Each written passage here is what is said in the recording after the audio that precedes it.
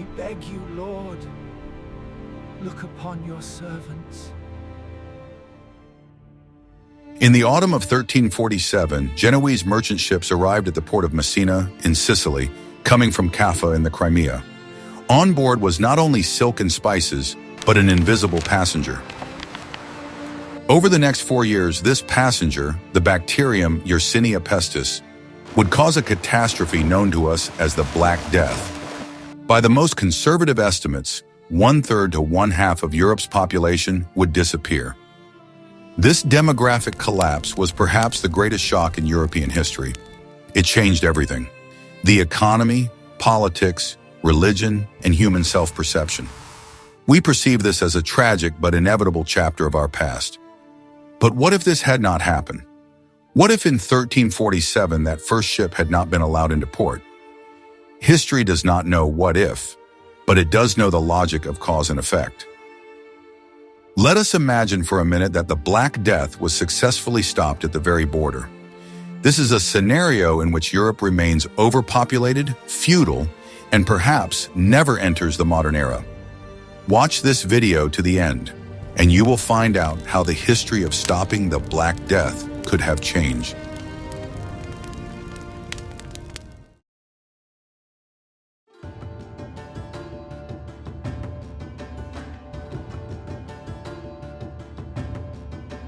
To understand what exactly this hypothetical halt would have prevented, one must look at the world not of 1347, but of 1315. Europe was experiencing the peak of its medieval flourishing. Thanks to a warm climatic period, the continent's population had grown to its limit. There was not enough land. Peasants were forced to cultivate marginal lands, hillsides, and swamps. In 1315, the Great Rain struck, followed by the Great Famine, which lasted for several years. This was a classic Malthusian crisis. There were too many people for the existing agrarian technologies.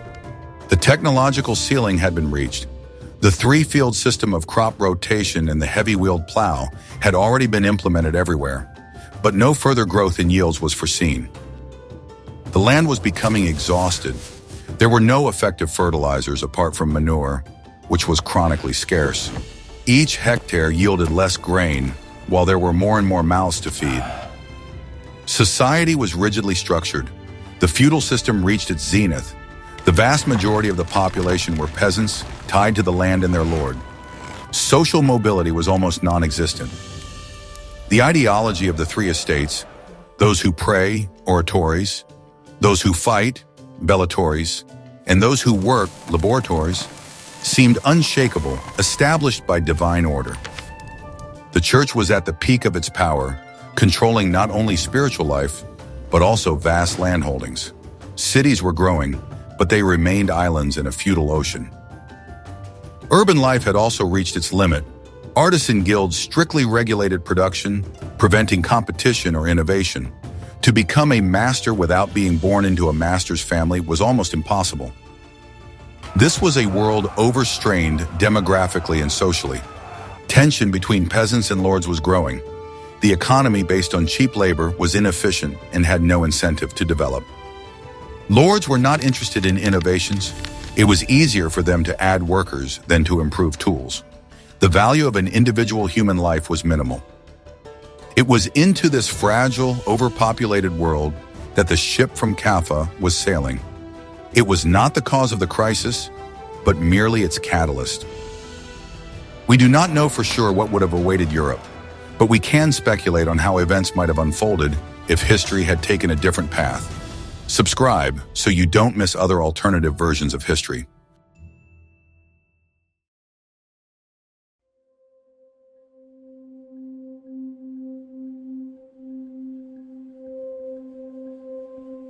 What if events had turned out differently? In our history, the magistrates of Messina and Genoa realized the threat too late. By the time they imposed a quarantine, it was too late. The disease had penetrated the mainland and begun its march. But let's imagine a different scenario. Rumors of a terrible disease coming from the east reached Italy several months earlier. The Pax Mongolica, the Mongol peace, ensured the rapid movement not only of goods, but also of information. Merchants trading in Constantinople or Trebizond brought news of how Kaffa had become depopulated. These rumors, even if exaggerated, reached the ears of the port authorities in Venice, Genoa, and Messina. In those times, primitive forms of sanitary control already existed.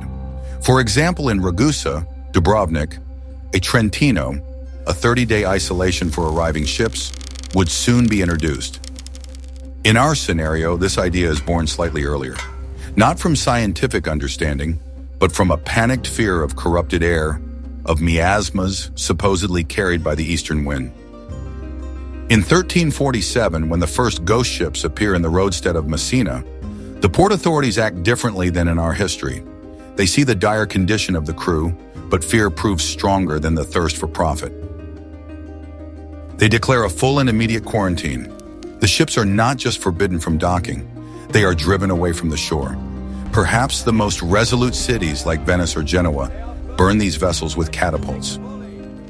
This would not have been an easy decision. To burn a ship meant destroying a priceless cargo of silk and spices belonging to influential merchant houses. It would have been a serious political crisis within the city itself. One can imagine how the merchant families whose fortunes were on board demanded the Doge let the ships through. But the city crowd's fear of the black corruption proved stronger. This is a cruel but effective solution. The bacterium does not gain a foothold. The Black Death, having devastated Asia and the Golden Horde, stops at the shores of the Mediterranean Sea. Europe is saved. Or at least the Europeans think so. They do not know that by saving the continent from the disease, they have deprived it of the only cure for the illness it was already suffering from: overpopulation and stagnation.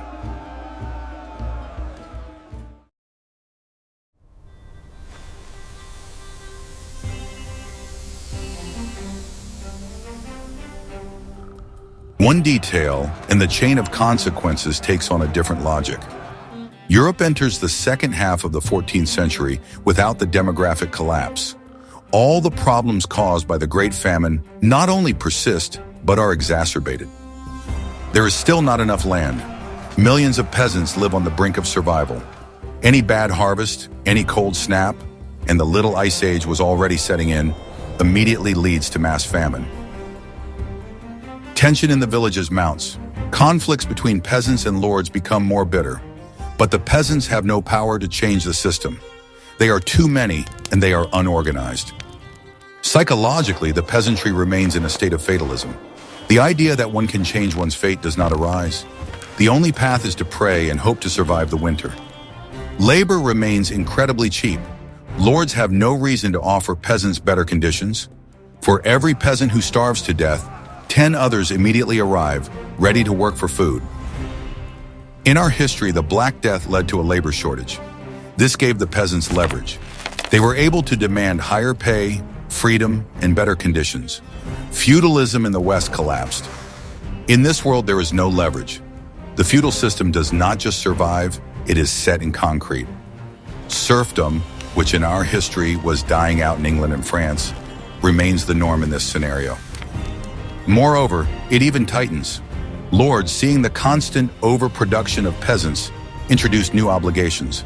Corvée, labor on the Lord's land, and Obroc, payments in kind or money, increase. Commutation, the replacement of corvée with monetary rent, which in our history gave peasants freedom and created a market, does not happen here. A money economy in the countryside does not develop. The aristocracy retains full power over the land and the people. The social structure remains immobile. A peasant has no hope of escaping his estate. Cities also cannot grow. In our history, cities absorbed runaway peasants who gained freedom and work. Here, lords hold their peasants tightly, and the cities have nowhere to find new inhabitants. The guild system in the cities also calcifies. In a world where labor is cheap, there is no need for innovation. The guilds turn into closed castes, passing down crafts by inheritance, and forcefully suppressing any competition.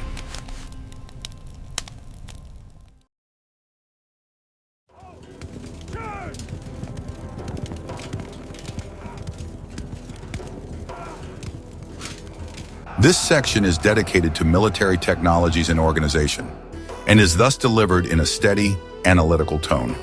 In the 14th century, Warfare was on the verge of a revolution, but in our scenario, it is delayed. The backbone of European armies remains the heavy knightly cavalry. This is an expensive, elite type of force, accessible only to the landed aristocracy. Infantry, recruited from peasants, is still considered cannon fodder. In our history, the population shortage after 1350 forced kings and lords to value every soldier. This led to the so-called infantry revolution. It became more profitable to hire and train a professional.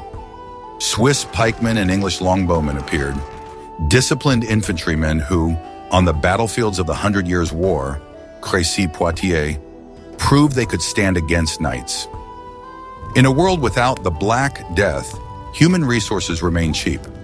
Kings have no need to spend enormous sums on training professional infantry when they can simply levy thousands of poorly armed peasants via feudal summons. This tactic is inefficient but cheap. The aristocracy sees no point in investing in infantry, which moreover, if successful, could become a political threat to their own power. The technologies that professional infantry required also developed more slowly. Crossbows, pikes, and early firearms, arquebuses, are all weapons against knights. But if knights dominate the battlefield unopposed, there is less incentive to develop these weapons. Battles like Crécy or Agincourt might not have happened or might have ended differently. Without the English longbowmen, whose art required lifelong practice and high pay, the Hundred Years' War might have ended in a quick French victory, as France possessed overwhelming knightly superiority. Warfare remains conservative. It continues to be based on personal combat and aristocratic valor, not tactics and discipline. This preserves the power of the old feudal elite. Army logistics also remain primitive. Why develop complex supply systems when you can simply pillage your own overpopulated peasantry along the line of march? In our history, the shortage of men in Italy led to the flourishing of condottieri, professional mercenary captains. They brought cynicism and calculation to war. Here, that does not happen.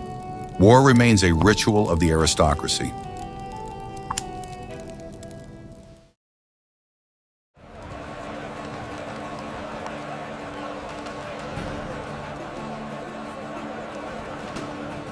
Let us imagine for a minute that the church's authority was not undermined. In our history, the Black Death caused a profound spiritual crisis.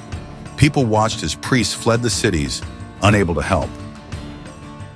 The church could neither explain nor stop the scourge. This led to the rise of mystical movements like the flagellants, self-flagellators, and to sharp criticism of the church hierarchy, its wealth, and its hypocrisy. This crisis of faith became a direct precursor to the Reformation. The activities of John Wycliffe in England and Jan Hus in Bohemia would have been impossible without the spiritual vacuum left by the epidemic. In our alternative world, this crisis does not exist. The authority of the Pope and the bishops remains absolute. The Church, having saved the world from the plague, or having simply been lucky, only strengthens its power. Its narrative, that the world is divinely ordered and that suffering is inevitable, goes unchallenged. On the contrary, the constant hunger and poverty only reinforce the belief that life on earth is merely preparation for the afterlife. The Church's economic power also remains unchanged. In our history, the Church received vast lands from bequests, but it lost a great number of clergy. Here, that does not happen. The Church remains the largest feudal landowner, controlling a third of all land in Europe. It, just like the secular lords, is interested in preserving cheap peasant labor and serfdom. Heresies still arise, but they lack the mass support they received in reality. Any dissent is suppressed by the Inquisition much more effectively. The Avignon papacy, which was underway at the time, might not have ended. The French kings, not weakened by the Hundred Years' War, could have kept the papal throne under their control. This, in turn, would have caused a schism not over faith, but over politics. England and Germany might have refused to obey a French pope, but this would have been a purely political, not a theological, rebellion. Intellectual life remains under full control. Scholasticism, as a method of knowledge, is not replaced by humanism. The goal of a scholar is not to discover something new, but to confirm the old truths laid out in the Bible and the works of Aristotle.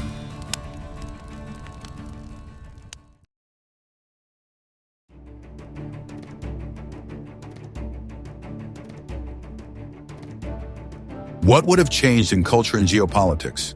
Without the spiritual crisis of the 14th century, Martin Luther, had he even been born, would have remained an obscure heretic monk. The Reformation does not happen. In our history, the Reformation was driven not only by theological disputes, but also by economics. The secularization of church lands was profitable for princes and cities. In this world, the church is too strong, and the cities are too weak. Europe remains united under the spiritual authority of Rome. This has colossal geopolitical consequences. There are no religious wars which tore apart Germany and France in the 16th and 17th centuries. The Holy Roman Empire perhaps remains more unified, but this stability is the stability of stagnation. Without the Reformation, the secularization of society that led to the development of modern science does not occur. Universities, such as those in Paris or Oxford, remain under the full control of scholastics. The study of nature, mathematics, and astronomy, independent of theology, is considered dangerous. The intellectual breakthrough that gave us Copernicus, Galileo, and Newton is postponed indefinitely. Europe remains in the High Middle Ages for several more centuries. The Renaissance also develops differently. In our history, it was sparked not only by the fall of Constantinople, but also by the appearance of new money, bankers and merchants who became new patrons. In this world, the old aristocracy and the church remain the primary patrons of the arts. Art remains Gothic, serving the glorification of God and power, not the study of man. Humanism. Humanism, as a philosophy valuing the individual human life, simply has no fertile ground. What is the value of an individual when people are too many and they die of hunger by the thousands? Only one's estate and one's soul have value. At the same time, the rise of the Ottoman Empire continues in the East. In our history, the Ottoman advance into the Balkans was facilitated by the region's depopulation from the epidemic. In this world, the Turks face a more populous and wealthier Hungary and Byzantium. The Byzantine Empire, not having lost its population, has more soldiers and taxes to defend its walls. Perhaps the fall of Constantinople in 1453 is postponed or even prevented. The Battle of Nicopolis, 1596, or Varna, 1544, might have gone differently if the European kings had brought not just a knightly host, but vast masses of peasant infantry. Ottoman expansion would likely get bogged down in the Balkans, unable to break through to Vienna. The history of Eastern Europe would have taken a completely different path.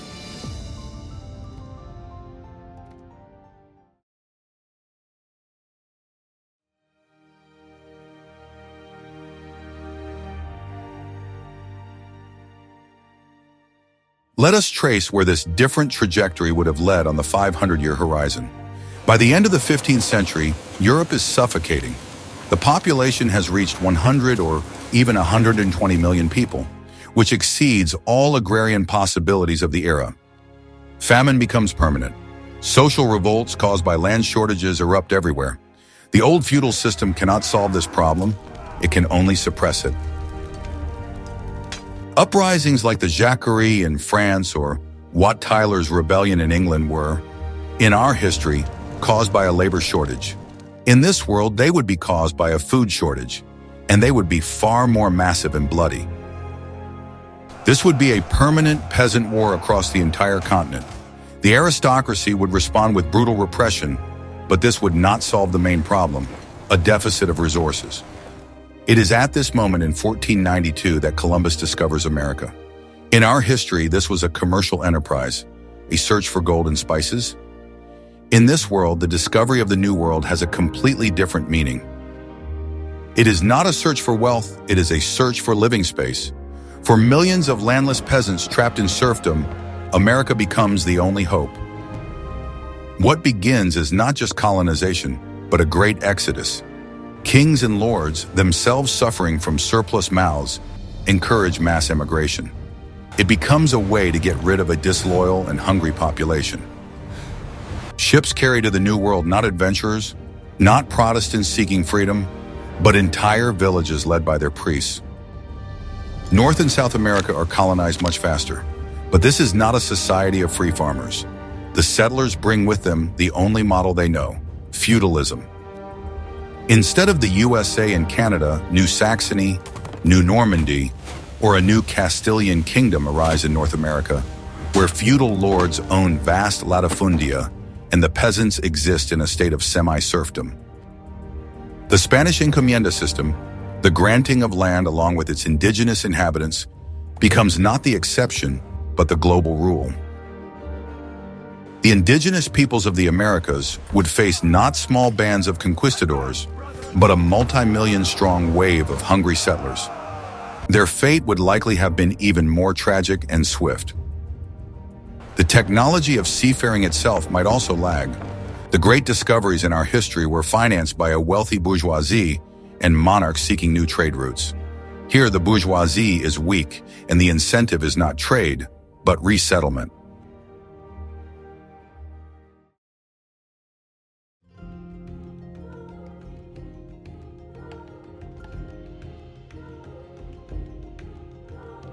Let's compare the known outcome with the possible alternative. In our history, the Black Death was a terrible but powerful catalyst. It broke the bonds of feudalism. It made labor expensive and human life valuable. This forced Europeans to seek new, more efficient methods of production. The labor shortage became a direct incentive for the invention of the printing press and other labor-saving machines. Gutenberg's printing press did not appear in a vacuum. It required a demand for books from literate townspeople, who became more numerous after the epidemic. In our world, townspeople are few and poor. This path ultimately led to the Industrial Revolution. It was based on the idea that a machine could replace expensive human labor. In our alternative world, this incentive does not exist. Why invent a steam engine if you can hire 1,000 men for a loaf of bread? Why is a spinning jenny needed if thousands of women are willing to spin by hand for pennies? A key element is also missing: capital.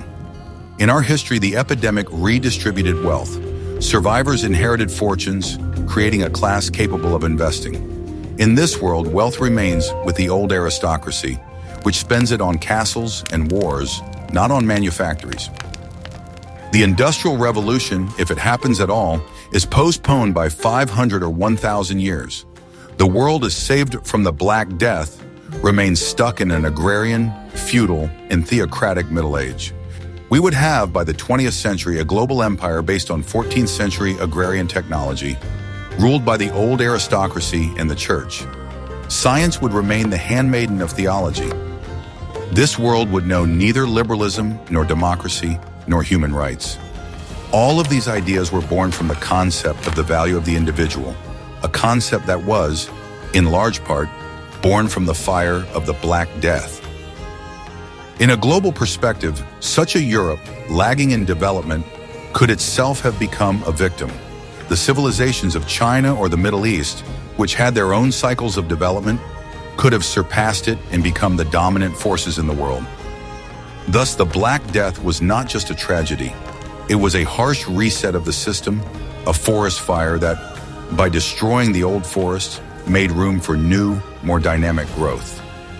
Without this fire, Europe would have remained in the shadow of the old trees, unable to renew itself. The paradox is that the 14th century catastrophe was, perhaps, Europe's only chance for the future that we know.